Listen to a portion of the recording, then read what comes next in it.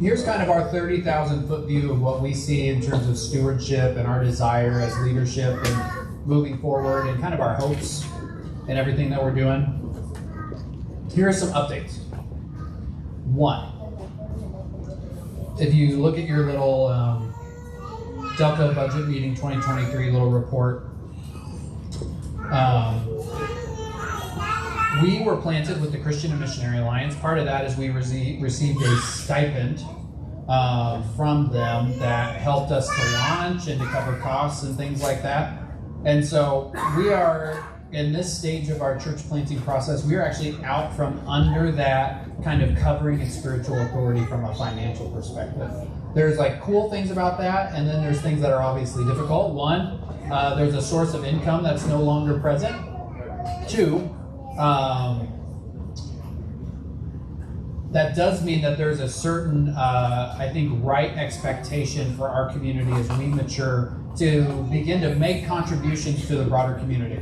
The reason we were able to receive that stipend is because of generous churches that have done the same thing. And so, as always, our hope and our goal, and I hope that you'll hear this throughout, our hope and our goal is to be very generous, and as generous with even our finances as we have been with things like time and resources.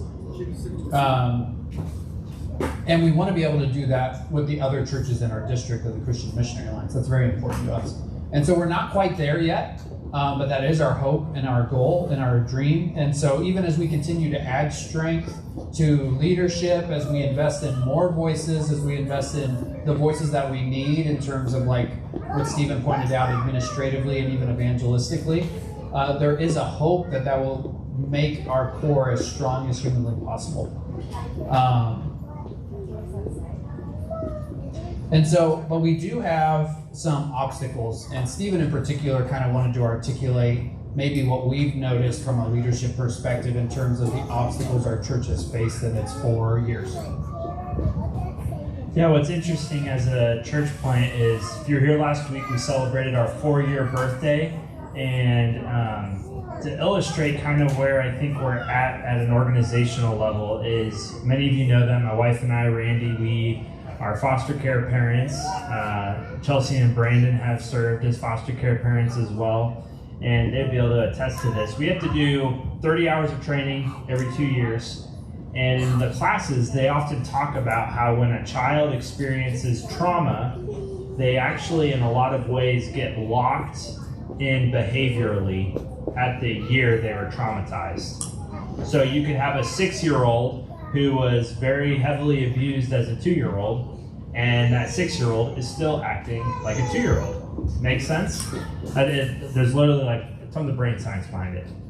Well, we were just asking the question, as a church plant, we were planted in the middle of COVID, and even though we are a 4-year-old church, in some ways at an organizational level, we are kind of more like a 2.5-year-old church. And that's not necessarily a bad thing. It's just helpful to recognize that a lot of church plants at 4 years have a lot of systems and structures in place that we are like kind of playing catch up with because of what happened with COVID. So that's just helpful to acknowledge the reality is where we're at as an organization. That's really good chili. Okay. So the past year's review, our key word and the thing we've invested most in is just a sense of stability. So we've pursued something called accreditation for our church, which is really just in the eyes of the Christian and Missionary Alliance, being a self-sustaining church that is able to contribute. And so part of that is we've begun training and establishing an elder and hopefully then a governing board system. We've written some bylaws, and we've walked about 15 people through our membership process, which you've probably seen during different testimony times, us celebrating people who have walked through that process. We're almost there. Our goal was to be there by November. It doesn't seem super likely that we're going to make it there, and that's okay. Because of the things that we're trying to play catch up to. It is, again, an ongoing process, and we've chosen to do that for a certain space of time. But we've invested in a 5-year vision for this rented space. And so as opposed to being a church I was telling a pastor about this week. Like, I saw you put a sign up, and I was like, yeah. It's like the first time we've ever had any kind of established in 4 years, anything that we've been able to really do. So again, it's not everything, but it is helpful. And so as opposed to hopping around as we have for the last 4 years, there's a reality where we get to be in this space for almost as long as we want, really, and that's been helpful. And then our staff and our elders have continued to invest in our number one priority, which is people. Sundays, small groups, greenhouse environments, one-on-one meetings, dinners, cookouts, all those things are in an effort to continue to be about the vision that DelCo is about. And so in the midst of that, we have seen answered prayers. So our heart has always been for partnership. So to be able to partner with Dream Center, Young Life, the Delaware House of Prayer, Healing Care Ministries, and others, Care Source, like all these different kind of ministries at different levels that have developed over time, it's just been really fun. And that's really a lot of that has happened in the last year and a half or so. It's been a hoot to be able to do that alongside others. The Lord has brought us a lot of leaders who are willing and able to invest in our community, who are leveraging priorities and time in that direction, which is something that we've been praying for. We have a gathering space that costs us very little and for which we have paid almost nothing to see updated, right? Which is pretty wild. I was talking to a church planner the other day who had gotten started, and prior to going, his goal and what he had to raise was $200,000. And a huge chunk of that $200,000 was just for facility costs, to figure out how to find a space that made sense. Obviously, we did not do that, and then the Lord has orchestrated something. Yes, thank you, Jim. The Lord has orchestrated something beautiful in making that happen, where we literally pay like $450 a month in rent to have this space and use it all throughout the week. And we've not had to pay for the chandeliers to go down, the floors. There's been things we've contributed to out of generosity, but on the whole, we've not really had to do anything. Just been super cool. And then our faithful DelCo people haven't started inviting friends, family, members, neighbors, and loved ones to explore our community, which has been our part of our heart, is to grow through relationships. And so what we see is that people are growing in generosity. We have seen our regular giving units grow from 4 to 8 in 2022, from 8 to 11 in 2023. And that's something that, honestly, like I'm sure you've noticed, we don't spend a lot of time talking about money, stewardship, and those sorts of goals. And we honestly need to do better, but to have done what we have done and to see the growth that we have seen has been pretty remarkable and very fun to watch as people continue to invest in our vision. And so, just to highlight the future, I'm going to highlight 2 things, and then I think Stephen's going to highlight the last one. Our hope for 2023 really is growth. Our friend Brent put it this way this week. It doesn't matter how good like your community is if no one knows you exist. And I don't think that that's true of our community, that nobody knows we exist, but there is a reality in which we are new enough that we can ask really good questions about what it means to practically contribute to our community in a way that makes our, my daughter just pushed down something, sorry. That makes us more able to contribute well and to have a better sense of how we fit into the community. And so whether that's the formational opportunities and depth in prayer that we're pursuing over the next year, whether that's organizational growth with the sophistication of some of our structures that we hope are going to free up people even more to pursue their neighbors and family members and invest in others, or whether that's just to provide more clarity and pathways for communication, we think that's super important. And we know that it is part of the vision of a community coming to fruition, is investing in those things. And so the last piece is stewardship growth. Stephen, you want to share a bit about that? Yeah, this is our charge, our invitation to you is our hope is that as a church, you're one, that you're praying that God will continue to provide for us.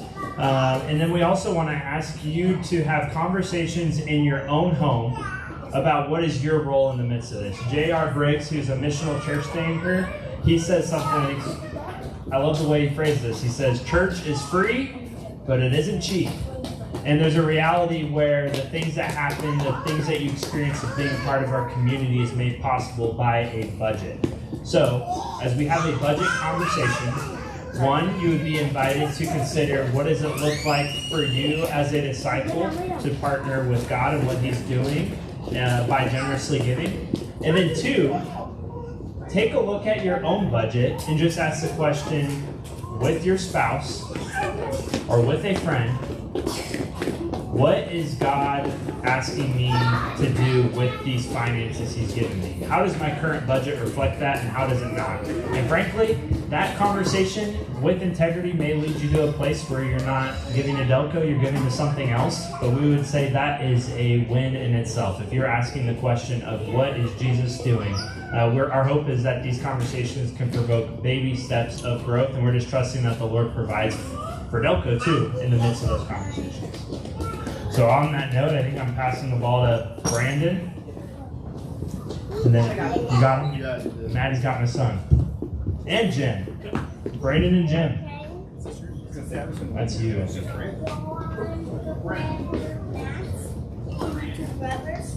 Thank you. Let's go.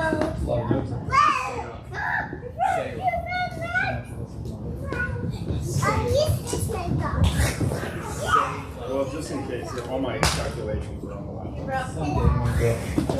Yeah, right. Hello.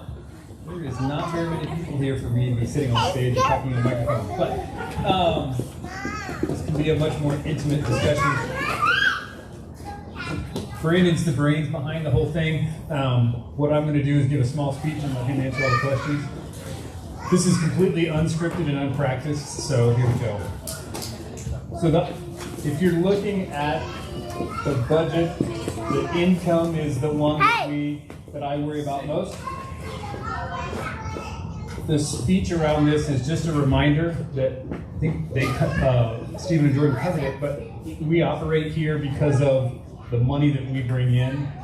We no longer have any other support, so we are where we are because of the gifts and generosity of the folks in the room.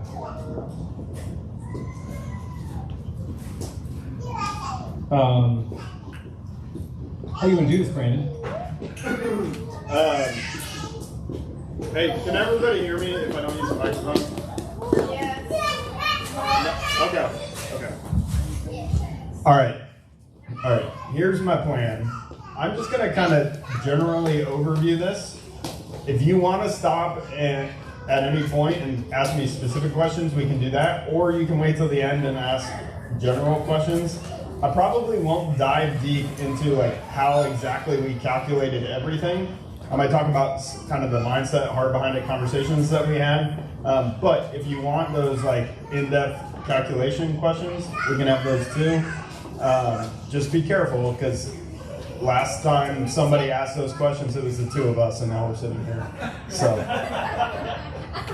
just be careful. No, I'm just joking.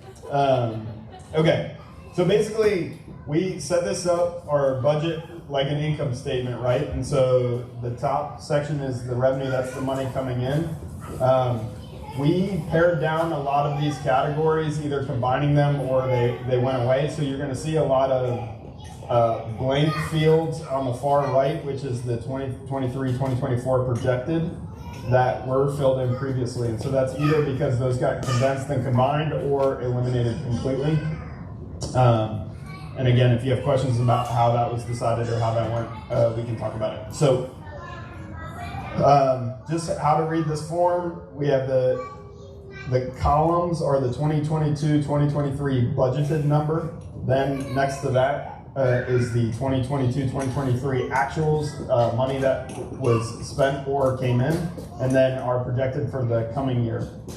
So when we look at the income and revenue section, we combine several things into that internal giving number, and that's a projection that we got to based upon projecting a pretty similar average increase in terms of giving units and growth in the per giving unit giving. Hey, sweetheart.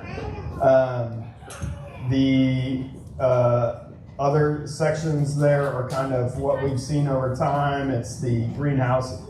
It's the cornerstone, the external giving, things outside the church. That's combined a couple of the other groups, the greenhouse grant, impact fund, and then physical giving that shows up occasionally, which is not much. But then our estimated total giving for the year is $87,000. So that's representing a $9,000 increase percentage-wise is maybe 12%, something like that. Trying to do math in my head. Public math is dangerous. Don't do it. Okay, so then we hop down to expenses. So that's where we're spending money. And so the first line item there is staffing. So that's Jordan and Steven. I believe independently, without checking notes first, Jim and I, kind of the first financial questions we both asked these guys when we started meeting with them was, how are you ensuring that you guys are being compensated appropriately and not being taken advantage of? So you see an increase there, and that basically represents a cost of living increase based upon last year's inflation number. That's kind of a straight line calculation.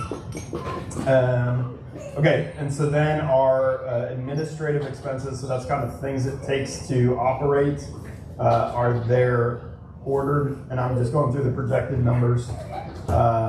So that's rent, the cost for Sunday gatherings, so that's coffee and water and those kinds of things, any regular expenses there. We're proposing using an accountant this year. That will save us some effort on the running the number side, but then also has some cost savings from when we go to file taxes, some write-offs and things we can do there. So we think that's probably going to be close to net neutral on terms of what that costs us. And then going through Greenhouse Planning Center is a software we use, rebranding, kind of that's website type stuff. Technology is physical technology, background checks for kids ministry, office supplies, QuickBooks, bank fees, and that kind of caps off that whole area of administrative expenses. And then that gets... We just covered a whole lot of the budget. No one said anything. Questions, comments, concerns?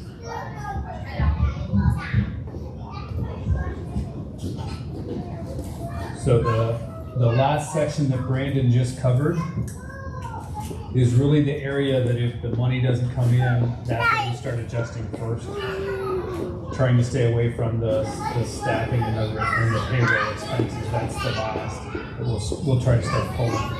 So that's just from an awareness perspective. That's what that's what happens. If there's more giving, then there's obviously other areas that can be invested in. But I think as we sit down and talk through stuff, it's one of the bigger questions is what if it doesn't come in? Then what happens? So that's the areas that we'll start covering. Things like the technology, the rebranding, and things like that is what we'll start covering first. Cool. All right, and so that covers what it takes to operate. Then there's like ministry, direct ministry expenses. So impact packages, family ministries, hospitality. These are our vision of, hey, what are we putting money towards that's going to directly touch people as we're trying to reach them for the gospel? And so we view, Aiden thinks it's important, I agree with him. But so these are the things we've prioritized and things we want to put forward into the budget to say, like, this is important, this is where our money should go in terms of ministry outreach. And then below that, those are things we've had in the past. We've mostly zeroed out all of those things, citing those as important but not vital, and where we're at financially, probably not a worthwhile expense at this time. But that's there. So then those things total up to that 4,400, giving us our total cost to run the church, and that puts us at a net of about negative $200. Some of that budgeted cost is, it's a placeholder in case something happens, so it might not come in. You know, obviously a normal for-profit business is looking for that bottom number to be as high as possible. As a church, I think 0 is a good goal. And so we're looking for it to be right there. Right now, we're sitting on enough savings that a $200 loss for the year is not going to hurt us in any significant way. So, yeah. So there's a couple of ways we've talked about doing this. Some churches and operations will bake in some assumptions of more outreach and more direct ministries. So we talked about like putting money in for small groups, family ministries, things like that you would assume we would spend, but then if the money didn't come in, then we'd be able to cut that right away. What we've done in this set of numbers is not bake that in. So for small groups and such, if there's expenses, then the small groups themselves would cover that. Instead of us, like obviously we want to be to a place that we can obviously invest and spend in those spaces and those direct ministries, but based upon what we're seeing from the income side, that's how we're going to structure this. A lot of people in the past have used, if you've heard the phrase BHAG objectives. So BHAGs is bold, hairy, audacious goals, right? And so then you try to bake those things in here and have people then be inspired and want to give. We've not overbuilt this. We've simply had it be based upon what we see coming in and what's realistically there. The minus $200 is one of those things. If you're really close, if there was more of the top side, there would be more invested in the small groups and the outreach ministries. But because there isn't, that's kind of how we're structuring this. Does that make sense to everybody? No.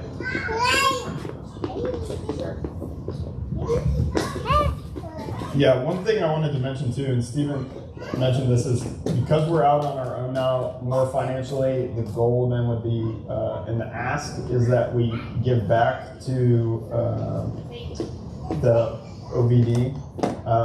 We are doing that, and the way in which we're doing that is by giving of our human resources, which is Jordan and Stephen's time. They are asked to do a lot more than many other church leaders are, and they do that willingly and happily, and we told them to let us know when it stops being done happily. But that is something they have acknowledged that as a trade-off of, because you do so much of this, our ask financially is less on you guys than it might be of another church of your type. So, just so you know, that is happening. Yeah. What's the OVD? Ohio Valley District, right? Yep. The district that we call it, or the... Yeah. The one thing I will say, you know, this group that maybe has been involved in these conversations, and it was mentioned by Stephen up front, is the way we came to this conversation is we sat down, looked at the reality of our financial situation as a church, started evaluating goals and values and where we wanted to be and what we wanted to do, and our encouragement is, as we do this annually, is that in your homes you're doing this on some kind of routine, annual, I would hope, annual at least basis, of just taking the pulse of your finances and what that looks like in terms of giving and changing life situations and doing that. So as part of this, you know, like we ask that you do that, and that might lead to additional giving here, might lead to additional giving other places, depending on life situations. You might have to throttle down for the health of your family, but it's an invitation to evaluate the way you're stewarding the resources that God has given you. So it's an encouragement from up front, certainly from Jim and I, as we talk about this stuff. What if somebody in the crowd doesn't know how to do that well? Guys, is that an invitation or just an encouragement? Yeah, I strongly encourage you, hey baby, if that is something you're never done or are uncomfortable with, reach out to me and I will walk you through what that can look like and how that can be not a stressful conversation in your home, but fruitful and an enjoyable one. So the 194 at the bottom, obviously that's a minus, and we wish that was a plus, but it is what it is. That's classically considered a faith gap in the budget. So we ask for everybody to prayerfully consider the faith gap. Is there more we can do or should do? How you feel God's moving in your lives? We pray that there's a lot of information and assumptions in here. We pray that goes well over the next 12 months. So pray for the budget, pray for the giving and the faith gap. A lot of people don't like to talk about money in the church. But this is a critical thing that we do, and try to make sure that we can serve and provide the support for the vision that Steve and Jordan laid out earlier. And since there's not many questions, we'll kind of end with this. But take this home, take a look at it. Open invitation to ask us questions or challenge us on things you see here, and we only learn from being challenged in those kinds of ways. So we have our thoughts, but by no means are we perfect. That's right. So if you've got thoughts or challenges, please bring them to us, and we'll make adjustments. Jesse, what did we miss? Don't ask me that question.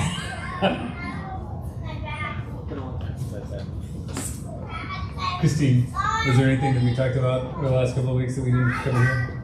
No? Okay. Thank you, dear. Looks great. Thank you, guys. Of course, the beauty of recording this, I knew there were people who had to go, but thank you, Brandon and Jim, for your work. Seriously, we'll be able to keep pointing this out to people as a resource. I know there were a lot of people who weren't able to be present, and so having it on video is important. Caroline kind of pointed this out to me this week, and one of the reasons we don't talk about money a lot is just because at a certain level, we're just not as comfortable about it, and frankly, as much as we give, we know we benefit from it, and so there is an awkwardness to that. Something that Caroline pointed out from a documentary that she read is it feels difficult at times to acknowledge that nonprofits have an overhead. There is just the reality that to make things happen, there is a cost to those sorts of things. And I'm growing in that. I'm growing in stewardship of that. It's a unique thing. I get to talk to a lot of missionaries, and I can tell you that their number one anxiety is am I living up to the money I'm receiving from people who are donating, right? And these are people who have been sent across the world to go spread the gospel in the hardest places, and they're sitting with the anxiety of I really hope I'm making it up for whatever and such. And of course, we as generous people would want to relieve them of that burden. And so that's the same reality for us as a community as we continue to invest together and boldly into the mission of God in Delaware. We just want to be in alignment with what God's doing. That's all we ever ask. And so if it works out in such a way that the financials are perfect, that's awesome. That's what the Lord has always done for us every year, and that's our expectation. If it works out that it means a shifting of our mission and vision in accordance to that, and it means different kinds of sacrifices, that's also great. We did not move to Delaware with no prospects and no people because we thought it was going to be easy or not sacrificial or unchallenging. That's just reality. Here's what I know the Lord respects. The Lord respects sacrifice, and the Lord respects challenge. I know that beyond a shadow of a doubt. And so if you do see this as a challenge, and it is some sort of call to you sacrificially to be wow, this is going to hurt a little bit, but something good is going to come from this and it's going to happen, I just would encourage that. And again, we're conversational people, you know that. We can have that conversation for as much or as long as you want. That's not an issue. But our goal is discipleship. It is that even in these uncomfortable situations, there would be growth and transformation in the reality that everything that is on this planet already belongs to God. We know that, yes? Every single thing, every cell and particle in your body, every slat on this newly formatted floor, everything that you own in your house, all of it already belongs to God. Our acknowledgement of that is very important. And that's what the growth of stewardship is. And so that's all we ask, and we just ask that you would pray with us as we continue to pursue those things as well, and pray for our community as we ask really big questions. Sound good? Thank you guys. Thank you, faithful few, for staying. Appreciate it. Blessings on all of us, and we'll see you guys next week.